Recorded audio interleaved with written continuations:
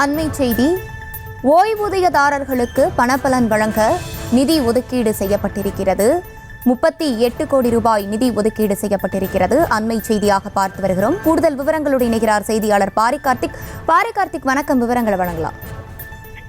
வணக்கம். போக்குவரத்து ஓய்வூதியர்களுக்கு தற்போது பணப்பலன் வழங்க 38 கோடி ரூபாய் ஒதுக்கீடு செய்து தமிழ்நாடு அரசு அரசாணை வெளியிடப்பட்டுள்ளது. தமிழ்நாடு அரசு போக்குவரத்து கழகங்களில் கடந்த 2022 டிசம்பர் முதல் நடப்பாண்டு மார்ச் வரை உள்ள காலகட்டத்தில் ஓய்வு மற்றும் விருப்ப ஓய்வு பெற்றவர்களுக்கும் பங்களிப்பு ஓய்வு திட்டத்தின் கீழ் கடந்த ஆண்டு ஏப்ரல் முதல் நடப்பாண்டு மார்ச் வரை உயிரிழந்த தொழிலாளர்களுக்கு ஓய்வுகால பணப்பலன்கள் வழங்கப்பட வேண்டியுள்ளது. இதன் அடிப்படையில் 50% வருங்கால வைப்பு தொகை உட்பட பணப்பலன்களில் ஒரு பகுதியை தற்போது தமிழ்நாடு அரசு வழங்கி அதற்கான அரசாணையை வெளியிடப்பட்டிருக்கிறது.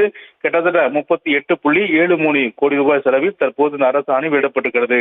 இதில் மாநகர போக்குவரத்து கழகத்துக்கு 9.6 கோடியும், விரைவு போக்குவரத்து கழகத்துக்கு 1.1 கோடி ரூபாயும், அதே போல விழுப்புரம், சேலம், கோவை, கும்பகோணம், மதுரை, திருநெல்வேலி போக்குவரத்து கழகங்களுக்கு தலா 5.8 கோடி ரூபாய், 3.6 கோடி ரூபாய் உள்ளிட்ட வகையில் தற்போது ஒதுக்கீடு செய்யப்பட்டிருக்கிறது. ஏற்கனவே போக்குவரத்து தொழிலாளர்களுடைய கோரிக்கையை ஏற்று தற்போது இந்த நிதி ஒதுக்கீடு செய்யப்பட்டு அதற்கான அரசாணையை தமிழ்நாடு அரசு வெளியிடப்பட்டிருக்கிறது.